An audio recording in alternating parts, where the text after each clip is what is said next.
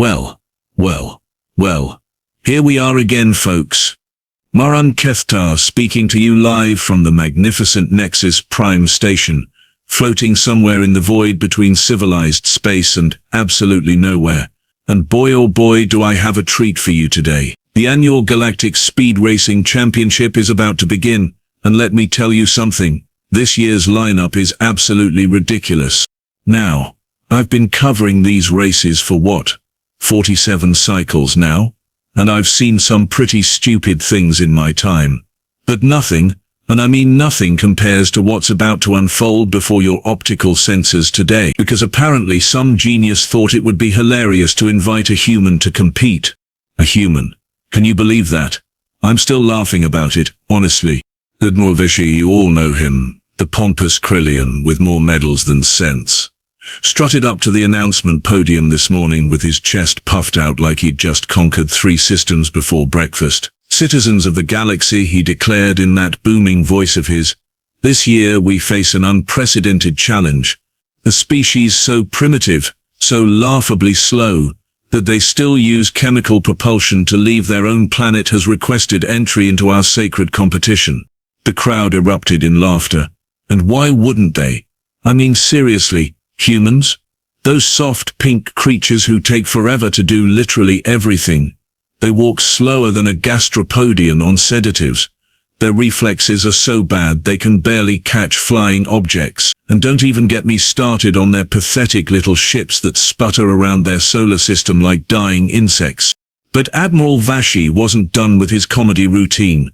However, he continued, raising one of his 4 arms dramatically, in the spirit of galactic unity, and let's be honest, pure entertainment value, we shall allow this human to participate. Consider it a demonstration of the natural superiority that evolution has granted the rest of us. The betting started immediately. And folks, when I say the odds were against the human, I'm talking about numbers so astronomical that even the math-obsessed calculons were having trouble keeping track. We're talking 1,000,000 to 1 here, maybe more. Now the competitors for this year's championship. Oh, there's something special, all right. We've got Vexenari the Windcutter from Zephyr Prime, naturally evolved for speed with hollow bones and feathers that can catch air currents from 3 systems away. Then there's Thukran the Unstoppable, a mechanoid who's literally replaced half his body with rocket boosters and neural enhancement chips. And let's not forget about Suslith the Lightning Strike, a serpentoid whose species evolved from creatures that had to outrun lightning storms on their homeworld. These beings were born to be fast, built for it, enhanced for it, modified for it. So, when the transport shuttle finally docked, and this thing stepped out calling itself Earth's representative, well, the silence was deafening. Then the laughter started. And it didn't stop for a good 5 minutes. Amy Kowalski. That's apparently what this creature calls itself. And folks, I've seen some unimpressive specimens in my time, but this one takes the prize. She's maybe 5.5 feet tall, practically a dwarf by galactic standards, skinny as a support beam, with these tiny little arms that look like they couldn't lift a datapad, let alone pilot a racing vessel. Her legs are so short and stubby that gastropodians were making jokes about her stride length. And the best part? She's wearing what appears to be a standard military cadet uniform, not even a real soldier. They sent us a student, a trainee, someone who probably hasn't even graduated from whatever pathetic excuse for military training these humans have. The other racers took one look at her and started placing bets on how quickly she'd crash. Vexenari actually fell over laughing, which, considering he has wings, was quite the spectacle. Thokran's mechanical voice box started making this grinding sound that I think was supposed to be amusement, and Sislith, well, he just hissed something that roughly translates to, is this some kind of joke? General Kraftnog, that old war veteran from the Battleworld campaigns, actually walked up to the human and asked if she needed directions to the observation deck. Because surely she couldn't actually be here to But Amy Kowalski just stood there with this weird expression on her face. Not scared, not embarrassed, not even particularly interested. Just calm, like she was waiting for a shuttle to work or something equally mundane. So, Admiral Vashi said, barely containing his amusement. "You're really going to do this? You understand that this is a race for the fastest beings in the galaxy, not a scenic tour." The human looked up at him, way up, since Krillians are about 9 feet tall, and said in the most boring voice imaginable, "Yeah, I got it. When do we start?" And that's when I knew, folks, this was going to be the most entertaining disaster in racing history. Now, before we get to the inevitable carnage, let me properly introduce you to the real competitors in this year's championship. Because while the human is certainly the most amusing sideshow we've had in decades, these other racers are the genuine article.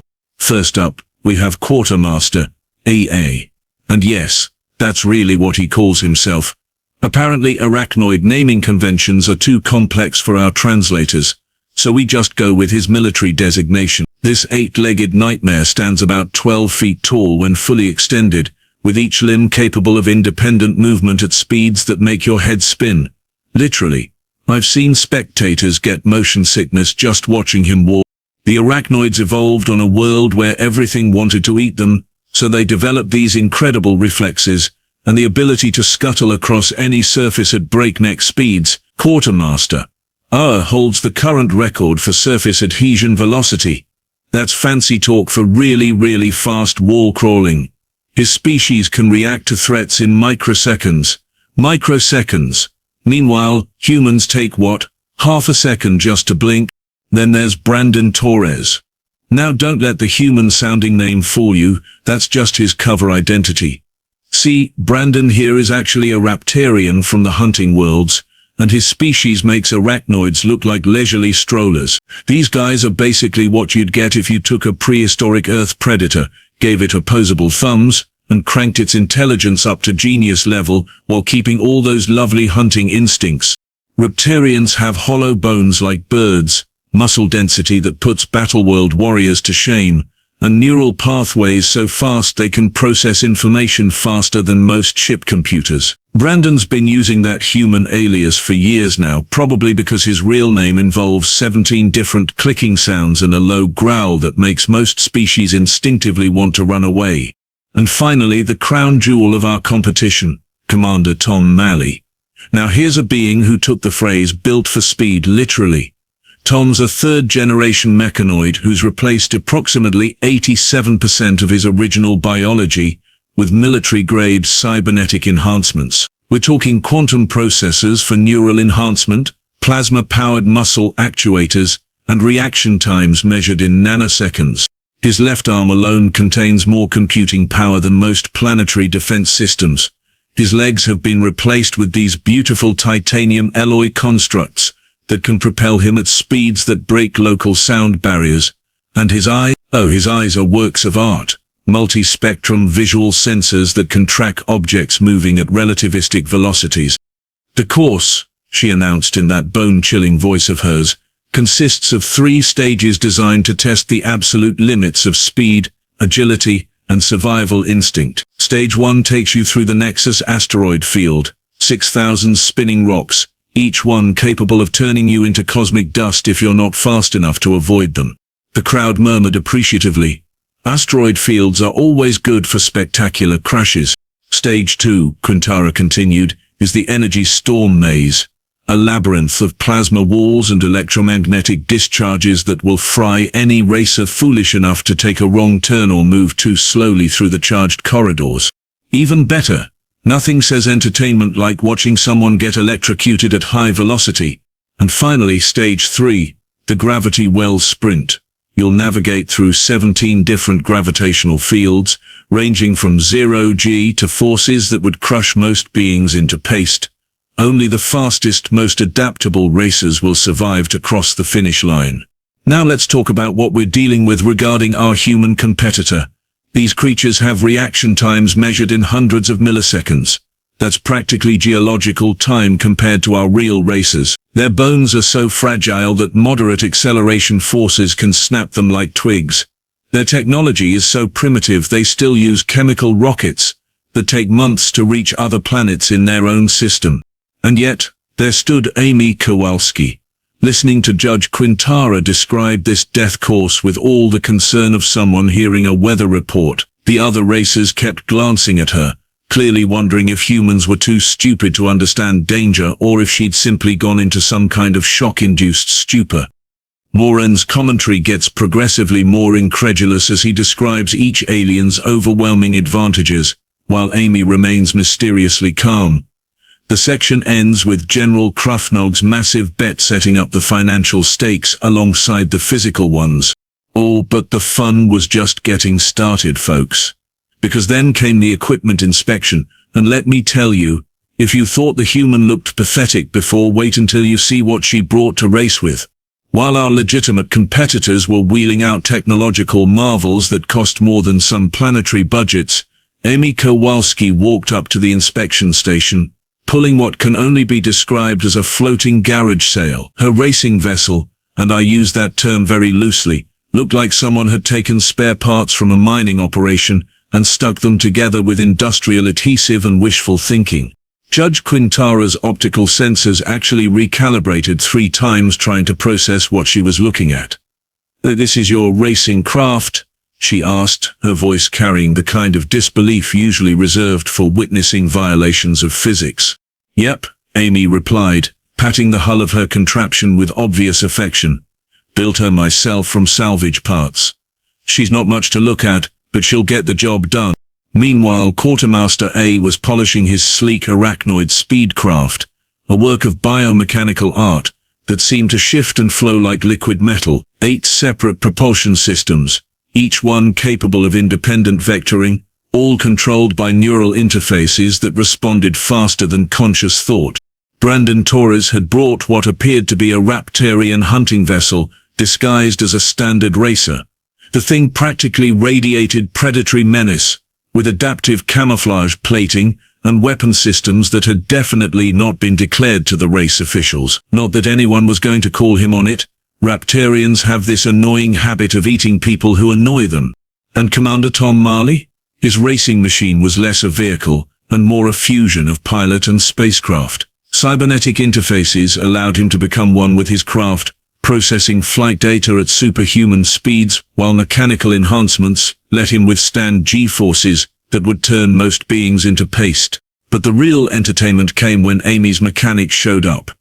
This guy, Morton according to his identification, looked just as unremarkable as Amy herself. Scrawny, pale, wearing coveralls that had seen better decades. He started making these bizarre adjustments to Amy's rust bucket, and I swear nobody could figure out what he was doing. He'd remove perfectly functional components and replace them with what looked like inferior alternatives. He disconnected half the safety systems. Most confusing of all, he seemed to be reducing the ship's capabilities rather than enhancing them. The other mechanics were watching him work with the kind of horrified fascination usually reserved for watching someone perform surgery with a spoon. Admiral Drahorn chose this moment to deliver one of his famous speeches. You know the type, all pompous declarations about galactic superiority and the natural order of things. Today he boomed to the assembled crowd, "We demonstrate why some species lead and others follow, why evolution favors the swift, the strong, the intelligent. This human's inevitable failure will serve as a reminder of the vast gulf between the advanced civilizations of our galaxy and those still crawling out of their planetary cradles." The crowd ate it up, naturally. And the betting pools? Oh, they went absolutely insane. We're talking numbers so large that economic theorists were having to invent new mathematical concepts just to keep track. Some beings were betting their entire life savings, their properties, their spacecraft, everything they owned, against Amy winning. General Krafnog had apparently convinced half the military hierarchy to join his massive wager. Admiral Vashi himself had quietly placed what sources tell me was a bet large enough to fund a small war. Even the usually cautious calculons were running probability assessments that showed human victory as so unlikely that their computers kept displaying error messages. And through all of this, the mockery, the speeches, the astronomical betting against her, Amy Kowalski just sat there checking her equipment with the focused attention of someone preparing for a routine training exercise. She'd occasionally nod at something Morton was doing, or make a small adjustment to her gear, but otherwise seemed completely oblivious to the circus surrounding her. This casual indifference was driving everyone absolutely crazy. Aliens kept walking by just to stare at her, trying to figure out if she was incredibly brave, incredibly stupid, or suffering from some kind of species-wide delusion about their own capabilities. And then, folks, the moment we'd all been waiting for finally arrived. Judge Quintara raised her ceremonial starting device, a beautifully crafted piece of judicator technology that could be seen and heard across 17 different spectrums simultaneously, and the racers took their positions at the starting line. The Nexus asteroid field stretched out before them like a three-dimensional maze of death.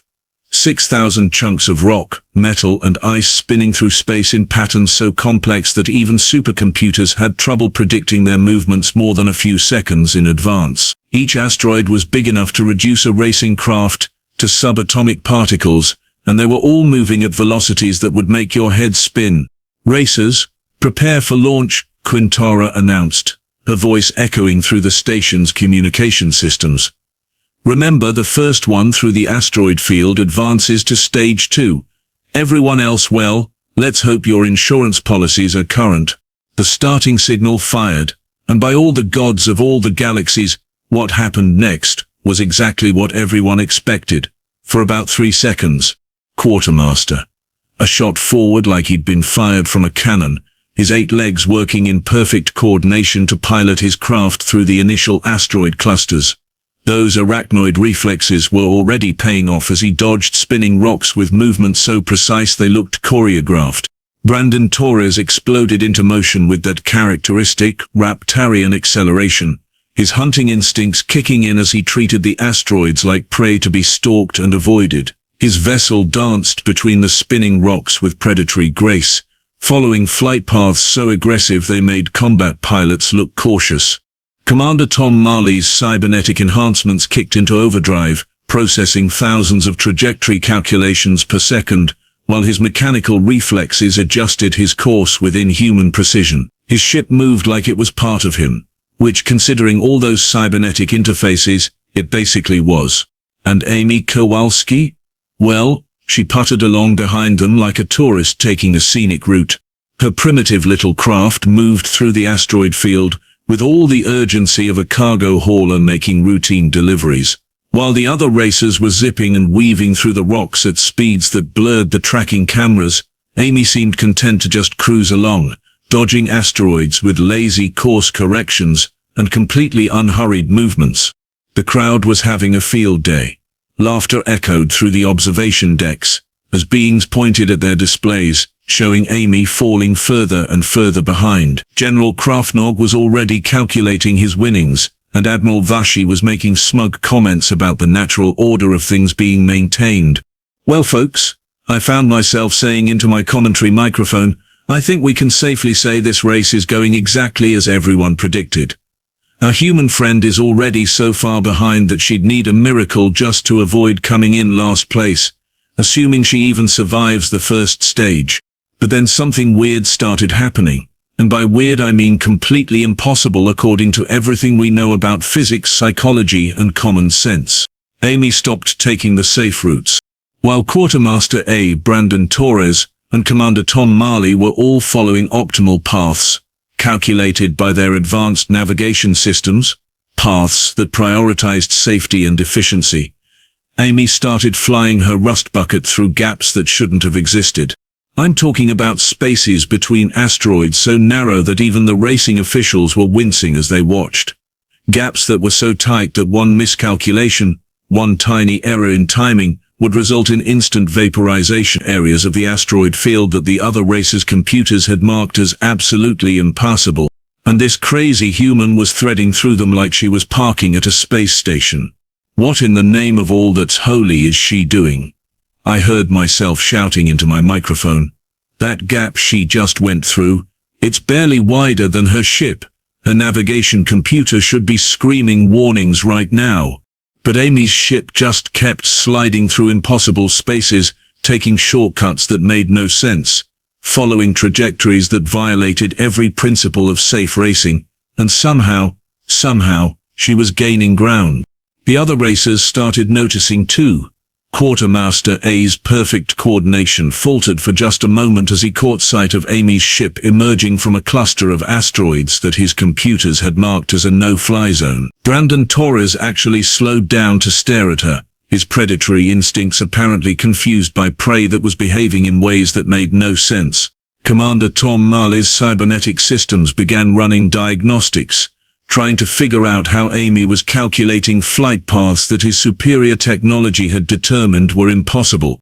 And that's when the real fun started, because when you're racing through an asteroid field at breakneck speeds, getting distracted is usually a death sentence.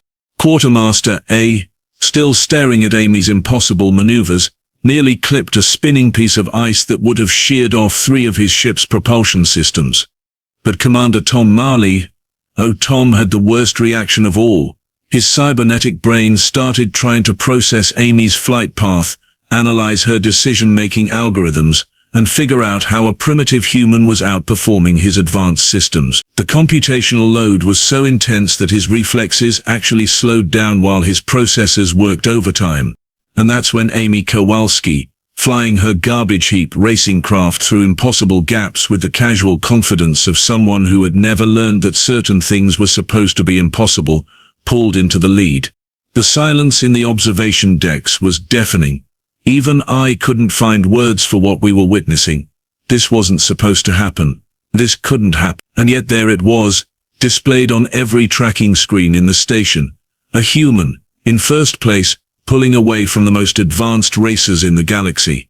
Now, if I thought Stage 1 was confusing, Stage 2 was about to turn my understanding of reality completely inside out. Because Amy Kowalski wasn't done making fools of us all. Oh no, she was just getting started.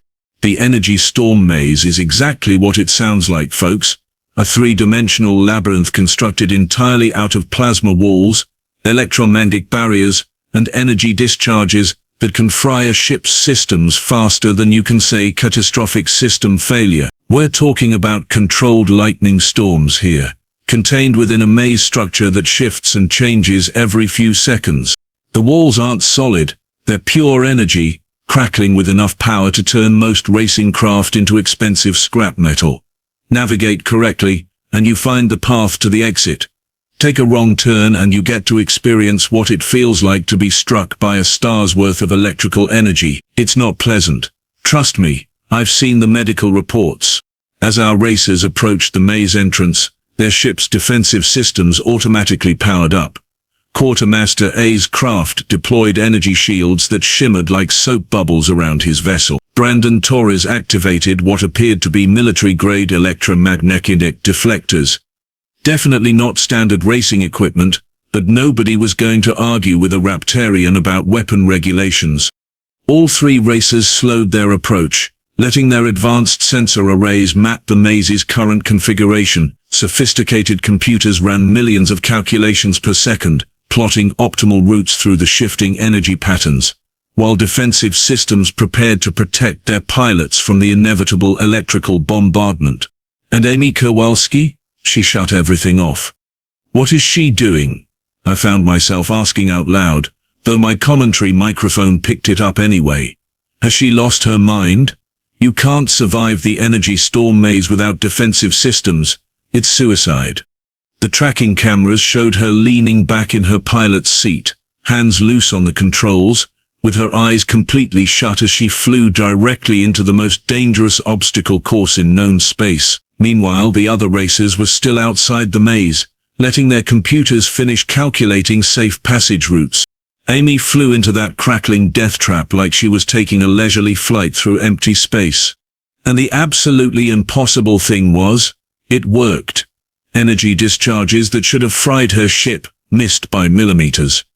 Plasma walls that should have vaporized her craft shifted just as she passed through their previous locations. She was flying through the maze like she knew exactly where every energy pattern was going to be, despite having no sensors active to track them. The other racers finally entered the maze with their computers confident they'd mapped optimal routes. Quartermaster A's shields absorbed the first few energy strikes, while his navigation system guided him along calculated safe paths. Brandon Torres used his Raptarian reflexes, dodged plasma bursts, while his deflectors handled what he couldn't avoid. Commander Tom Marley's fortress ship powered through energy barriers with brute force, his multi-layered defenses protecting him from discharges that would have killed lesser beings. But here's where things got really interesting. The maze started adapting. See, the energy storm maze is designed to respond to the technology being used against it. The more advanced your systems, the more complex the maze becomes. It reads your defensive capabilities and adjusts accordingly, creating challenges specifically designed to test your equipment to its absolute limits. Quartermaster A's shield started failing as the maze generated energy patterns specifically calibrated to overload arachnoid defensive technology. His ship began taking damage as plasma bursts found frequencies that his barriers couldn't deflect. Brandon Torres' military-grade deflectors triggered the maze's combat protocols, and suddenly he was facing energy discharges powerful enough to take down a battleship. His standard racing equipment was attracting exactly the kind of attention that Raptarian hunters usually tried to avoid. Commander Tom Marley had it worst of all. His sophisticated defensive arrays made the maze think it was facing a military assault. Energy patterns shifted to battleship-level intensity. Plasma walls became dense enough to stop armored vehicles, and electromagnetic bursts designed to disable entire fleets started targeting his position. Meanwhile, Amy's primitive little ship, with its systems shut down and no advanced technology to detect, was essentially invisible to the maze's adaptive protocols. To the energy storm maze, she was just a piece of space debris drifting through, not worth the energy expenditure to eliminate. She flew through sections that were tearing apart military-grade defenses like they were made of paper. While the other racers fought for their lives against energy discharges that could level cities, Amy sailed past them with all the concern of someone avoiding puddles on a sidewalk. "This doesn't make sense," I heard myself muttering into my microphone. "None of this makes sense. How is she navigating without sensors? How is she avoiding energy patterns that supercomputers can't predict? How is she surviving in there with no defense?" But the tracking displays didn't lie. Amy Kowalski was not only surviving the energy storm maze, she was winning, again. By the time our remaining racers emerged from the energy storm maze, I was seriously considering whether I needed to have my optical sensors recalibrated, because what I was seeing simply couldn't be real. Only 4 racers had made it through stage 2. Several competitors had been eliminated when their advanced defensive systems failed catastrophically under the maze's adaptive assault. Vexen Nari the Wind Cutter had been forced to eject when his hollow bones couldn't handle the electromagnetic stress. Thokrain the Unstoppable had lived up to his name by refusing to quit, right up until his rocket boosters exploded. We were down to Quartermaster A, whose 8-legged engineering marvel was now showing serious battle damage. Brandon Torres, whose military-grade equipment had taken a beating that would have destroyed most ships. Commander Tom Marley, whose fortress ship was running on backup systems after his primary defenses had been overwhelmed. And Amy Kowalski, whose primitive rust bucket looked exactly the same as when she'd started, because apparently nothing had even tried to shoot at her. Now they faced the gravity well sprint. And folks, this is where races are truly won or lost. 17 different gravitational fields, each one calibrated to test different aspects of speed and endurance. You start in zero gravity, then hit fields ranging from planetary standard all the way up to forces that could crush neutronium into paste. As the racers approached the first gravity transition, I watched their ship's compensation systems activate. Quartermaster A's craft deployed inertial dampeners designed specifically for arachnoid physiology. Brandon Torres' vessel engaged what looked like military-grade acceleration buffers. Amy turned off her inertial dampeners. "Oh, come on," I shouted into my microphone. "Now she's just showing off. You can't survive variable gravity fields without compensation systems. The forces alone will turn her into paste." But instead of being crushed, Amy did something that made my brain refuse to process what I was seeing. As her ship hit the first major gravity well, instead of fighting against the gravitational force, she used it. Her primitive little craft slingshot around the gravity well like it was a natural feature to be exploited rather than an obstacle to be overcome. While the other racers pushed through gravitational fields with brute force and technological compensation, Amy danced between them.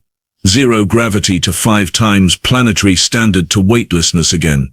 She flowed through these transitions like she'd been born in variable gravity. Her ship accelerated when gravity increased, coasted when it decreased, and used every gravitational gradient as a natural propulsion system. And that's when I realized something that should have been obvious from the beginning. Humans don't just adapt to different environments, they thrive in them. These creatures evolved on a world with variable weather, changing seasons, and environmental conditions that shift constantly. Their entire species is built around adapting to anything the universe throws at them. Meanwhile, our superior races were discovering that specialized evolution has some serious drawbacks. Quartermaster A's 8-legged coordination, so perfect in normal conditions, became a nightmare when gravity kept changing. His multiple limbs kept fighting each other as his inner ear equivalents struggled to maintain balance in shifting gravitational fields. Commander Tom Marley had the worst time of all. His cybernetic systems, designed to enhance his natural abilities, started glitching as they tried to compensate for gravitational forces they hadn't been programmed to handle. His quantum processors began overheating from constant recalculation. His mechanical enhancements, so precise in normal conditions, became liabilities as servo motors struggled against variable gravitational loads. But Amy was having the time of her life. I could see her through the cockpit cameras, and she was actually smiling as she surfed through gravitational fields that were tearing apart million-credit racing machines. She wasn't fighting the gravity wells, she was playing with them, using them like natural tools to accelerate past her competitors. And Amy Kowalski shut off her engines completely, aimed her ship directly at the gravity well, and used the massive gravitational force to slingshot herself across the finish line at speeds that broke several galactic racing records. The finish line sensors recorded Amy's victory at exactly 0.000007 seconds ahead of Commander Tom Marley, whose cybernetic systems had finally managed to compensate for the gravitational chaos, just in time to secure second place. Quartermaster A limped across the line third, with half his propulsion systems offline and his coordination algorithms completely scrambled. Brandon Torres didn't finish at all. His ship had suffered critical system failures in the final gravity well, and was currently being towed back to the station by emergency recovery vessels. For exactly 17 seconds, nobody said anything. The observation decks were silent. The communication channels were dead. Even the automated betting systems seemed to have frozen in disbelief. Then the entire station erupted in chaos. What just happened?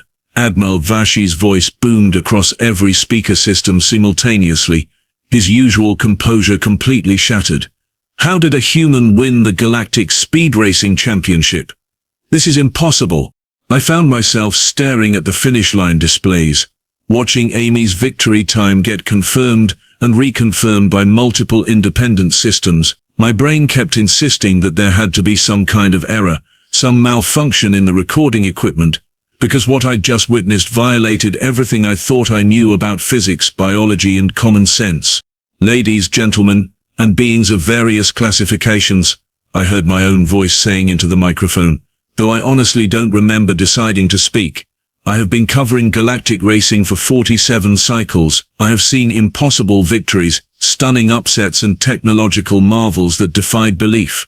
But what we just witnessed was something else entirely. The trophy presentation was absolutely excruciating to watch.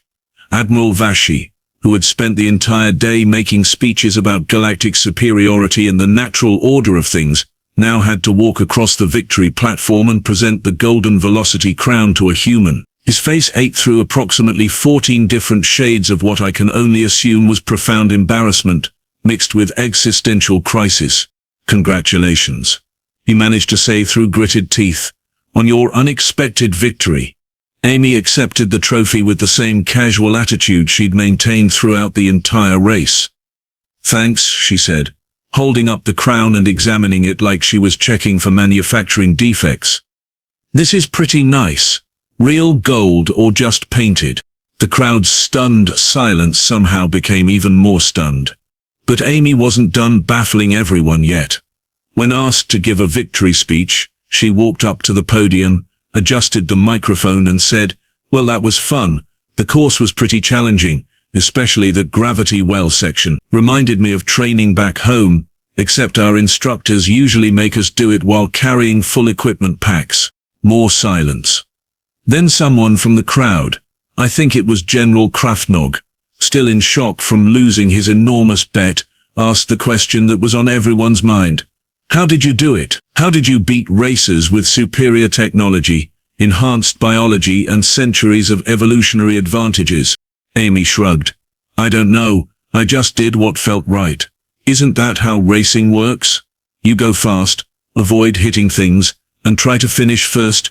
That's when Martin, her mechanic, chose to drop the biggest bombshell of the day.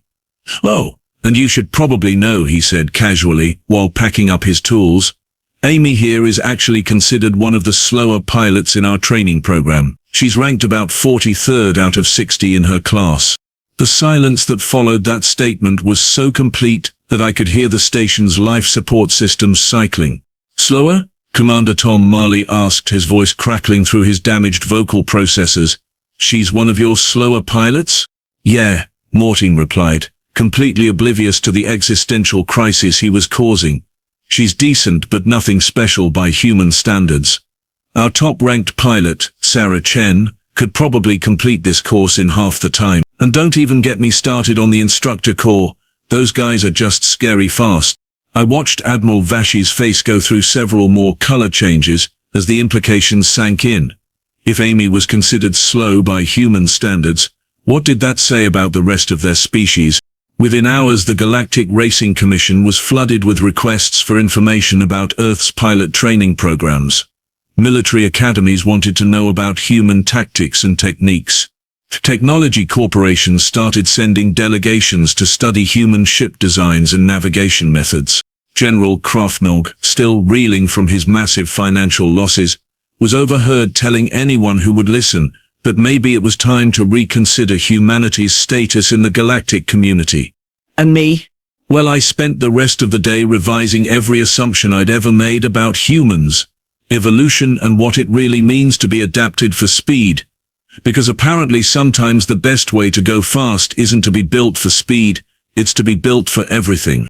As Amy Kowalski walked off the victory platform, still carrying her trophy and looking like she was already thinking about what to have for dinner, I realized that the galaxy had just gotten a lot more interesting, and a lot more dangerous for anyone who underestimated humans ever again.